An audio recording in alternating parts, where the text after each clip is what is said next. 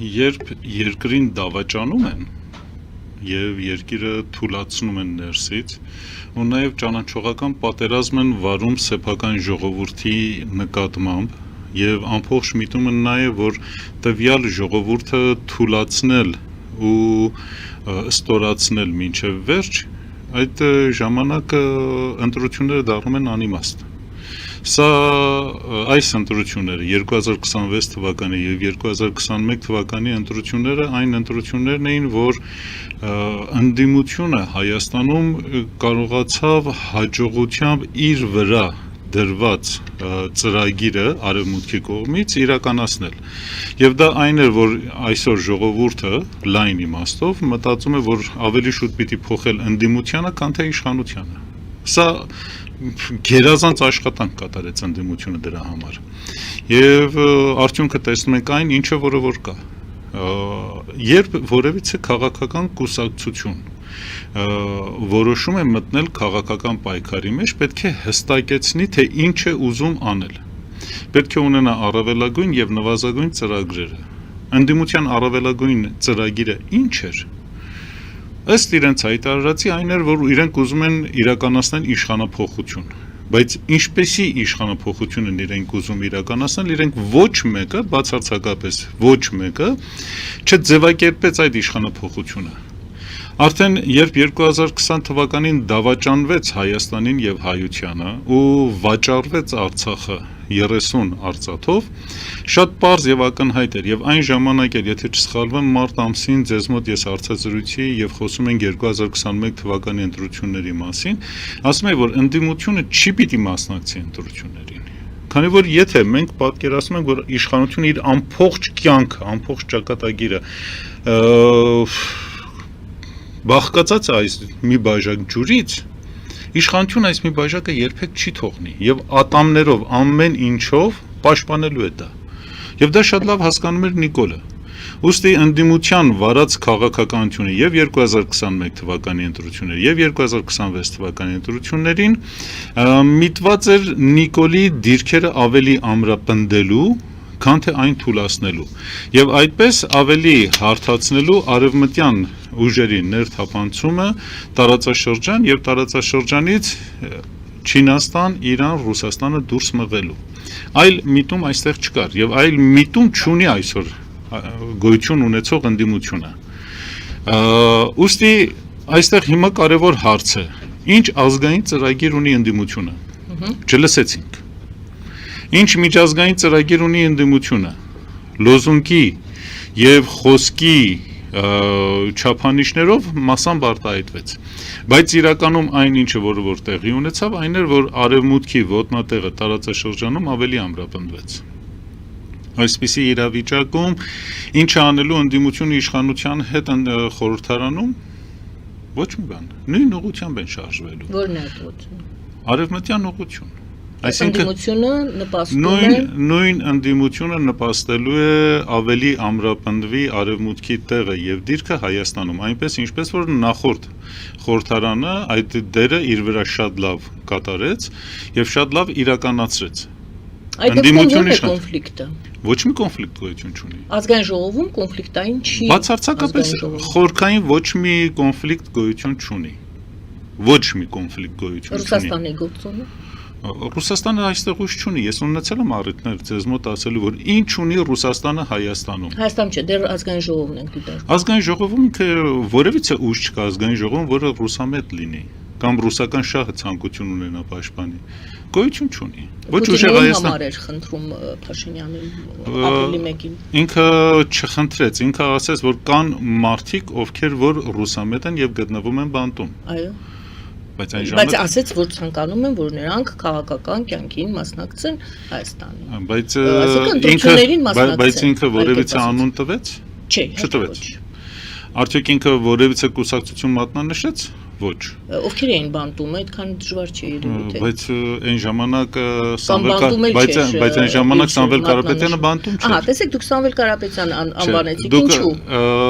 գիտեք ինչ է, շատ է խոսում, որ Սամվել Կարապետյանը իրականացնում է կամ ներկայացնում է ռուսական շահերը Հայաստան, բայց ինքը երբեք ռուսական շահ չի ներկայացրել։ Եկեք պարզենք դա։ Եթե պարզենք, այդ ժամանակ ամբողջ բանը պիտի մենք Չէ, մենք խոսում ենք ազգային ժողովը կոնֆլիկտային կարեք խոսենք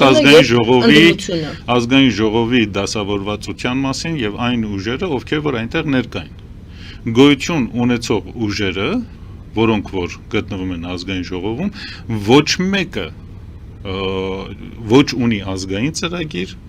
ոչ ունի Հայաստանի համար հստակ ծրագիր եւ ոչ էլ ունի այսպես ասած ազգային մենտալիտետի հասկացողություն։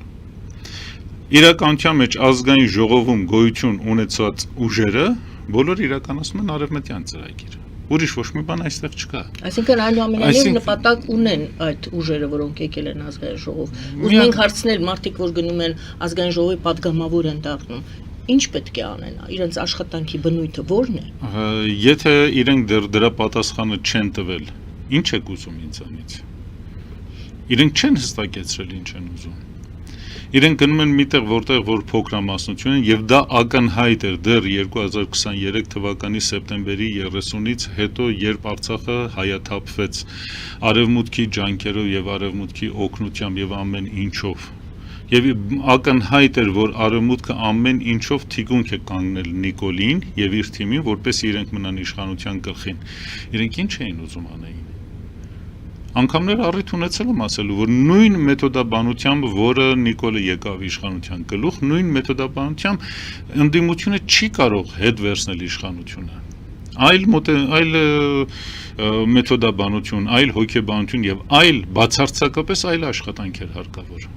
Եթե այդ տնային աշխատանքը իրենք չեն իրականացրել, ինչ են ուզում փոխեն։ Այստեղից է սկսում այդ ամբողջ հարցը եւ այստեղից է սկսում է նաեւ այն խնդիրը, որ այսօր ընդդիմությունը ազգային ժողովում բացարձակապես ոչ մի բան ի վիճակի չի անելու։ Բացի այն, որ իրար հայհոյեն, մեկը մյուսին մեղադրի կամ վախեցնի վենդետայով կամ չգիտեմ ինչով։ Հետո քաղաքական վենդետա, այդպեսի ձևակերպում հնչեց երեք։ Այո, լավ, հետո ինչ եք ուզում։ Հետո ինչ եք ուզում։ Ժողովուրդը մեղք չի։ Ժողովուրդը մեղավոր չի, որ իր քաղաքական էլիտան, որը ստեղծվել է դեռևս 1990 թվականից այս կողմ, եւ Լևոն Տեր-Պետրոսյանը, Վազգեն Մանուկյանը եւ մի շարք այլ մարդիկ շատ մեծ դերակատարում ունեցան գոյություն ունեցող քաղաքական էլիտայի ոչնչացմանը եւ առաջ քաշել այսպիսի քաղաքական էլիտա անգրագետներ են։ Քաղաքականության մեջ իրենք ոտաբոբիկ են եւ հիմա դուք ուզում եք այն քաղաքական կուսակցությունները, որոնք որ ոչ ունեն տնտեսական ծրագիր, ոչ ունեն ազգային ծրագիր, ոչ ունեն պետական ծրագիր, ոչ ունեն, չգիտեմ, կրթական ծրագիր, ոչ գիտեն ինչ է արտաքին քաղաքականությունը, ոչ ի վիճակի են վերլուծել աշխարհաքաղաքական իրավիճակները։ Ուզում եք իրենք ինչ որ մի բան անեն ազգային ժողովում։ Ես չեմ ուզում, բայց նրանք աշխատավարձ են ստանում, չէ՞։ Ցանկացած հիմնարկում, երբ որ Նիկոլն արդեն 8 տարի է ոչ միայն աշխատավարձ է ստանում, նաև ստանում է պարգևավճարներ եւ այլը եւ այլը։ Ինչ են արել Հայաստանի համար։ Թաղել են Հայաստանը պարտքերի տակ, անգրագիտությունը զարգացրել են, պետական ապահովագրությունը, առողջապահականը գնում է դեպի տապալման, մասնագետները Հայաստանից հեռանում են եւ թրիփ են արեք ասեն։ Թրիփը քաղաքական խոշոր բլեֆ է։ Չի պիտի լինել քաղաքագետ, որպեսզի հասկանալ, որ թրիփը խոշոր քաղաքական բլեֆ է։ Քարտեզը դուք դրեք ձեր դիմաց տարածաշրջանի, Կենտրոնական Ասիա, Անդրկովկաս եւ Եվրոպա։ Գալիք աշխարհաքաղաքական նոր ուժերը երկու ուժ են՝ Չինաստան եւ Միացյալ Նահանգներ։ Արդյոք տրամաբանական է, որ Միացյալ Նահանգները ստեղծի մի ճանապարհ, որի կարիքը չկա, քան որ միջին միջանցքը գոյություն ունի։ Վերին միջանցքը Ռուսաստանով, որը անցնում էր, դա արդեն Ուկրաինա-Ռուսաստանի պատերազմով ոչնչացվել է։ Ներքևի միջանցքը, հարավային միջանցքը, որը անցնում էր Հորմուզի նեղուցով, Բաբ-ալ Մենդեբով եւ Սուեզի նեղուցով դեպի Եվրոպա, Չինաստանի ճանապարհը, դա արդեն պատերազմական վիճակի մեջ է։ Հիմա ինչ, դուք կարծում եք, որ Միացյալ Նահանգների խորքային կառավարությունը, խորքային պետությունը կստեղծի մի ապահով ճանապարհ, որը պիտի գա Հայաստանի վրայով անցնի եւ Չինաստանը կարողանա իր ապրանքները տեղափոխի Եվրոպա եւ Չինաստանը հզորանա եւ Եվրոպան, արդյոք նմանատիպ մի բան կանի, չի անի։ Թրիփը խոշոր քաղաքական բլեֆ է։ Միացյալ Նահանգները ինքը շատ լավ հասկանում է, որ Ռուսաստանը կայսրություն է։ Այդ կայսրությունը թուլացել է։ Սովետական միության փլուզումից հետո, ԽՍՀՄ-ի փլուզումից հետո 90 թվականից այս կողմ արդեն Ռուսաստանը չափից ավել էր թուլացել ամբողջ նախքին իր տարածքներում եւ իրենք ներթափանցեցին այդ տարածքը եւ փորձեցին հնարավորին չափ այս կայսրությանը, որը սպիտակ արջ էր, թուլացնեն, քաշեցին եղունգները, քաշեցին ատամները, ամեն ինչ արեցին, բայց այդ սպիտակ արջը դեռ սպիտակ արջ է, իր քաշով մեկ ընկնի որևիցե մի պետության վրա, դա կոչնչացնի եւ մենք դա տեսնում ենք Ուկրաինայում ամբողջ հավաքական արևմուտքը ավելի քան 52 երկիր օգնում են Ուկրաինայի, որպեսզի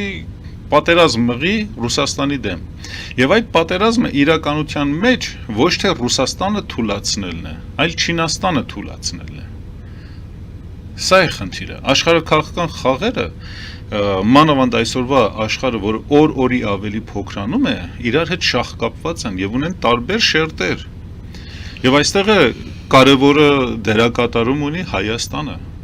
Ունեցել եմ առիթ անգամներ ձեզ մոտ ասելու, որ Անդրկովկասը արևելքի եւ արևմուտքի մեջ ընկած դուռն է, իսկ Հայաստան այդ դռան բանալու անցքն է։ Միացյալ Նահանգները շատ լավ հասկանում է, որ ինքը ի վիճակի չի Չինաստանի հետ երկարաժամկետ եւ երկարատև տնտեսական, քաղաքական, հետախուզական եւ այլ տիպի պատերազմ մղելու։ Եվ ինքը շատ լավ հասկանում է, որ ուզի թե չուզի Չինաստանի հետ ինքը հաշվի է նստելու։ Դա ընդհանրապես ժամանակի հարց է, իսկ այդ ժամանակը սարերի հետևում չի։ Ուստի ինքը պիտի փորձի ունենա առևտրի առարկաներ իր ձեռքում։ Այդ առևտրի առարկաներից մեկը Անդրկովկասն է ամբողջությամբ։ Եվ թրիփը այդ, այսպես ասած, Անդրկովկասի ծաղիկներից մեկն է, որը որ պիտի դառնա առևտրի առարկա։ Ինչ է ստանալու դրա դիմաց, Աստված գիտի։ Բայց այդ առևտուրը տեղի է ունենալու։ Եվ արևմուտքը մեր տարածաշրջանից նահանջելու է։ Ուզի թե չուզի։ Ինքը չի կարող մի բարակ կոկորտից կախված մնա, երբ որ հարավում Իրանն է,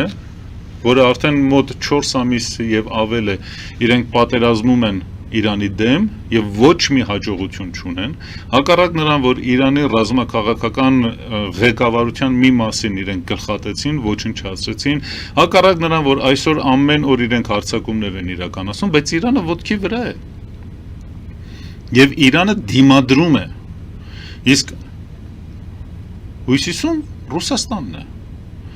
որը ամեն կերպ փորձեցին իրեն ոչնչացնել եւ չի ստացվել։ Գիտեք, այսօր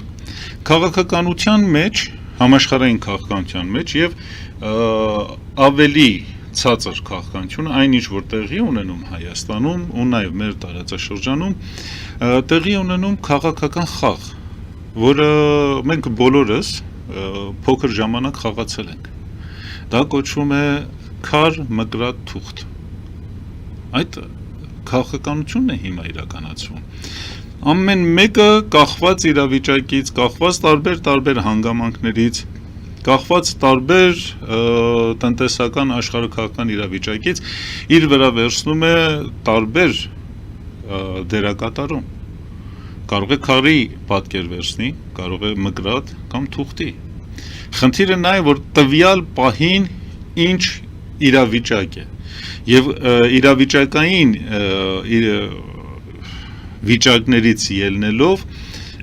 փոխում են իրենց խաղերի ձևը։ Սա կարևոր հանգամանք է, որը ամբողջությամբ փորձում են ներկայդրությամբ եւ ընդդիմությունը եւ իշխանությունը մեր ժողովրդին Հայաստանից սփյուռք շեղեն այդ ամեն ինչից։ Այսինքն մենք խոսում ենք բավականին բարդ քաղաքական խաղի մասին։ Ընդդիմությունը ի վիճակի այս բարդ խաղը խաղալ։ Անկեղծ ասած չեմ հավատում։ Շատ կուզենայի, շատ կուզենայի։ Եվ տարիներ ի վեր իրենց այդ հանդիպումների հարաբերությունների ժամանակ անընդհատ խոսել ենք այս ամեն ինչի մասին, բայց իրենք այլ դերակատարում են վերցել իրենց վրա։ Ինչպիսի դերակատար։ Իրենք կարծում են, որ արևմուտքին դուր գալով իրենք կկարողանան գալ իշխանության գլուխ, բայց իշխանության գլուխ գալուց հետո իրենք ինչ են անելու։ Եթե արևմուտքն է իրենց բերելու իշխանության գլուխ, դուք ընդդիմություն եք ասում, ում նկատի ունեք ընդրեք։ Ամբողջական։ Քանի կուսակցություն այս տարի մասնակցեց ընտրություններին։ Բոլորը խաղացին արևմտյան խաղ, բացարձակ բոլորը։ Եվ ոչ մեկը չուներ ազգային ծրագիր։ Ոչ մեկը չուներ ազգային մոտեցում։ Ոչ մեկը չուներ երկիրը այս փոսից հանելու հստակ ծրագիր։ Նիկոլը այնքան սխալներ թույլ տվեց, որ ոչ մեկից չօգտվեց ընդդիմությունը։ Ոչ մեկից։ Քան որ իրենք չուզեցին օգտվել այդ իրավիճակից։ Տպավորությունը այնպես է, որ իրենք սպասում են, ընդդիմությունը սպասում է, որ Նիկոլը ինչ որ պիտի վաճառի ամբողջությամբ վաճառի, եւ հետո վերջում կանա ասեն արևմուտքից կան, ասեն գիտեք ինչ է, Նիկոլը արդեն իրեն սպառել է, Նիկոլը պիտի գնա, Մավեր կատարեց իր գործը, Մավերը պիտի գնա։ Եվ իրենք գան նստեն Մավերի տեղը։ Եվ հետո ինչ պիտի անեն։ Շարունակեն նրա գործը։ Այդ ժամանակ ազգային ժողով ինչ կոնֆլիկտի մասին ենք մենք խոսում։ Նախորդ ընդդիմության մեջ էլ ազգային ժողովում եւ իշխանության մեջ մեծ հաշվով, երբ որ վերևից նայում եք, այդ խճանկարում ոչ մի տարբերություն չկար։ Մարդկանց դեմ քրեական գործ հարուցելը, մարդկանց դերքից ինչ-որ բաներ խլելը, ինչ-որ գործարանները վերցնելը, չգիտեմ ինչեր անել, դա չի նշանակում, որ գոյություն ունի խորքային խնդիր։ Քաղաքականությունը այդպես պարզ չի, ինչպես որ փորձում են մեզ համոզեն, որ այդպիսի պարզ պատկեր ունի։